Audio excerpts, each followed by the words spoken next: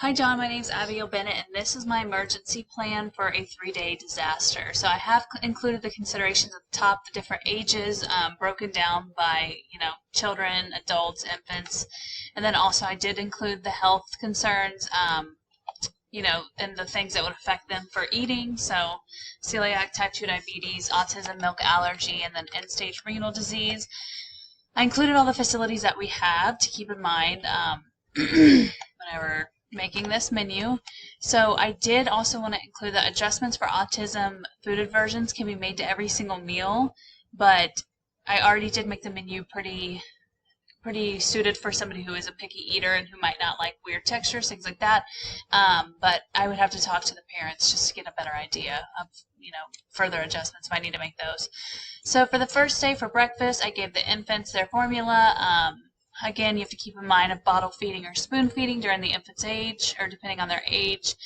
And then the formula should be pre-mixed, and this would ensure it would just be easy and simple if there actually is an emergency. Children, I gave them soft scrambled eggs, prepared them on the stovetop, small pieces of avocado. So as we go down, I'm not going to go through every single one with you. I'm going to leave it with you. That way you have it.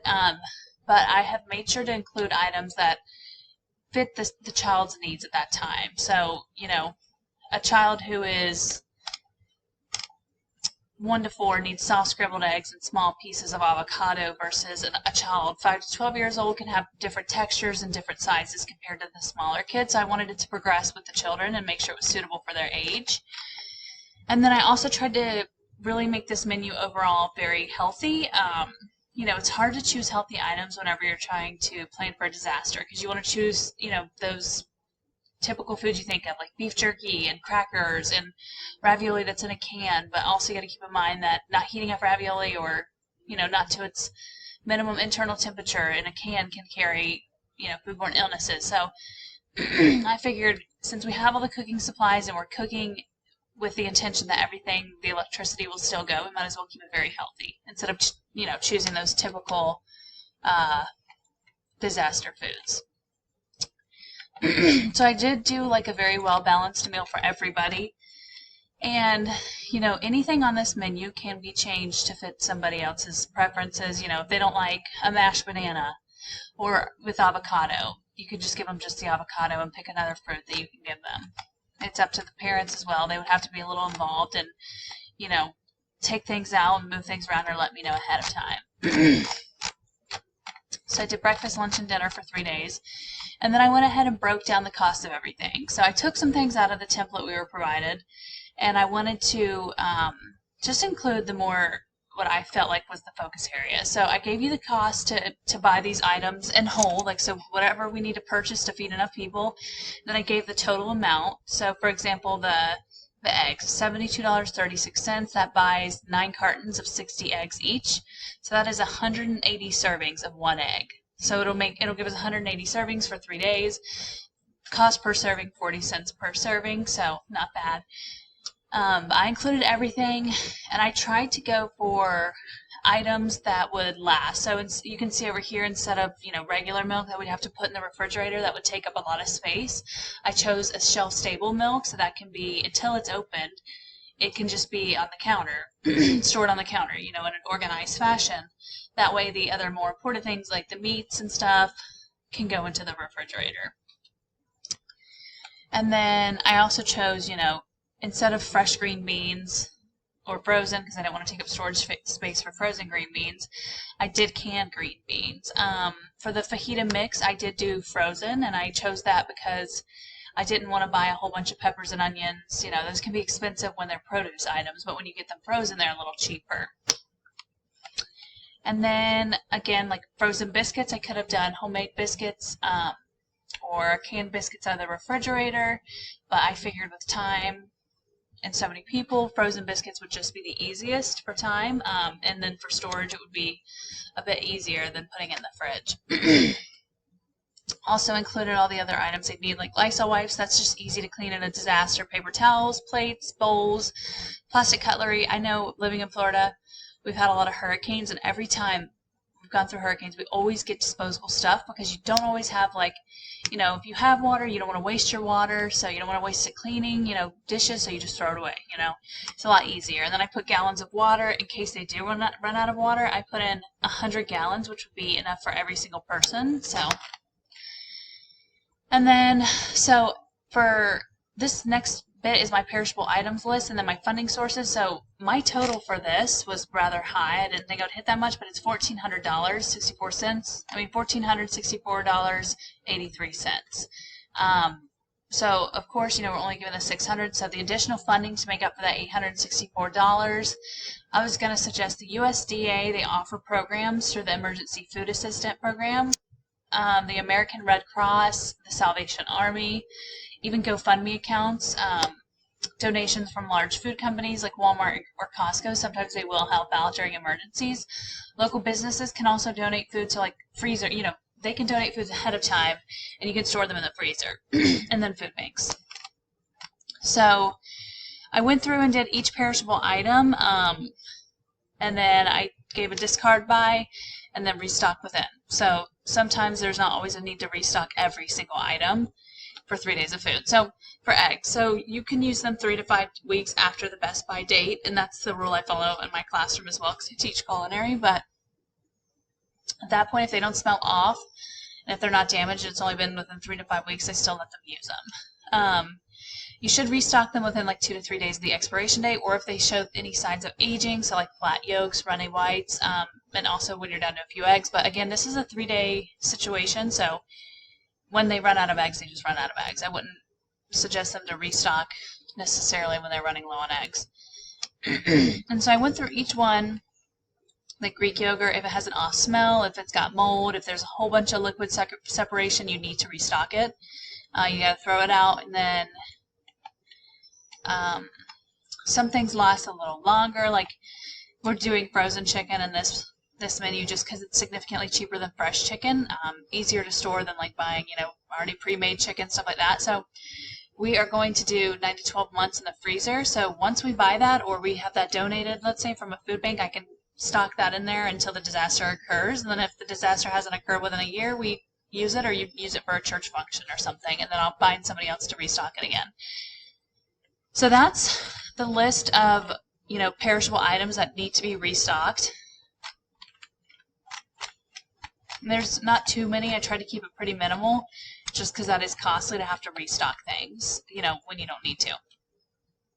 So then I made a cooking and cleaning schedule. So I wanted I wanted you and your wife to determine who would be the most suited for cooking. So I'm assuming because you'll be there, you can ensure that, or you can at least take volunteers who enjoy cooking, so they can be chose to cook first. So this is how I broke it down. So there would be lead cooks, and they are responsible to plan the meals, to monitor portions to avoid waste, to ensure that there are safety practices being followed, cooking the food to the minimum internal temperatures. They have their safety measures for being with the food. And then there's also cooks. So those are lead cooks, and then also just additional cooks, cleaning and washing ingredients, operating the gas burners, the grills, preparing all the meals, following dietary specifications and restrictions, food runners who will carry food to the tables. I didn't want it to be set up like a cafeteria because I saw what the inside of the facility looked like, so I thought having some food runners just run them to tables, putting numbers on tables, running them over there would be perfect, Families sit at certain, or, groups of who come in together sit at certain tables, so we know, okay, the milk allergy goes here. Okay, the end-stage renal disease diet specific goes here. And then if they do want to sit elsewhere, we just move it around. It's only a 3-day, emergency. Sanitation workers, so people who are wiping tables. And then I would have an overall meal coordinator to develop the daily schedules, assign the roles, monitor everything, making sure it's flowing, check the inventory, see if there's anything else needed, and then check in with you and your wife whenever there's issues, concerns, questions, whatever. So then for my health plan for the residents, so when I created the menu, I did take into account all the health concerns or conditions that affect diet. So we have type 2 diabetes, end-stage renal disease, autism, celiac disease, and a milk allergy. And I thought it would be a little too difficult to make a million different menus. Not a million, but there's, 5 different menus. So I figured I would just, diabetes and end-stage renal disease, I can kind of make those similar, and everybody could kind of follow a little more of the end-stage renal disease adult-wise and still be, healthy, enjoyable meals. So I thought I'm going to cater towards these groups more and hope that the general public is okay with eating maybe a little healthier whole food diet for the 3 days. So I chose to do one menu for everybody. And then when I made that menu, I would include any specifications. So for the kid that had the celiac disease, even though it said that she's non-compliant, I went ahead and put foods that complied with celiac disease. And just made like little tiny modifications for her because it's one person, so it wasn't hard to modify for one person. So like when everybody had pretzels, I gave her gluten-free pretzels, just to make sure that during an already disaster occurring, there weren't other emergencies occurring as well, hopefully. And then for the adults with the type 2 diabetes, I chose the low carbohydrate, high fiber meals that avoid those glycemic jumps. Hopefully they continue to monitor their diabetes with medication, but in case they don't, I don't want them to have any, any bad events occurring because of that. So I wanted to keep it healthy, and so therefore the whole general adult population there will be eating, rather that same kind of diet. So low carbohydrate, high fiber meals that avoid those glycemic jumps.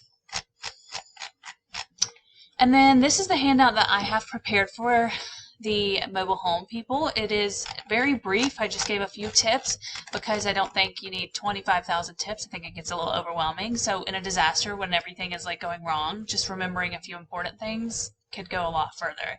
So I said before the emergency, tie down your mobile home, charge your phones and portable chargers, turn off the gas and water supply if you're leaving, pack up all your emergency supplies, make a family emergency plan ahead of time. So write down or print directions. So if your phone dies or if you don't have service, service towers go out, which has happened in hurricanes down in Florida, you're not going to have any reception. So if you don't know how to get to the health facility, you're out of luck, So you need to have directions how to get there. Whatever else you might need directions to, friends, family that you're picking up on the way, already printed, stuff like that. Extra clothes, blankets, hygiene items, first aid kits, food, of course, like extra food if you want it. Flashlights with a whole bunch of batteries. And then I got into the food safety during the emergency, so only perishable items can be brought if they were kept at 41 or lower for cold, and then 135 or higher for hot food. So you can't bring in food that you just had on the counter, like had a pizza out overnight, you can't bring that. If the power in your home has already been out for 4 more items, you can't bring anything. And so again, these items that you bring are your personal items, and they won't be shared with anybody just to reduce the risk of people getting sick. And then I did my 5-part evaluation, and pretty much I determined who's going to answer it. So everybody will have a chance to answer it who wants to answer it. Of course, kids aren't going to be answering it because they don't need to, but maybe the teens can give some insight into things. And I want to collect information initially and then get some yes or no answers on how they felt, the communication for the emergency was. Did they like the instruction? Did they feel like everything was clearly articulated to them for what they needed to do? Things like that. Some open-ended questions.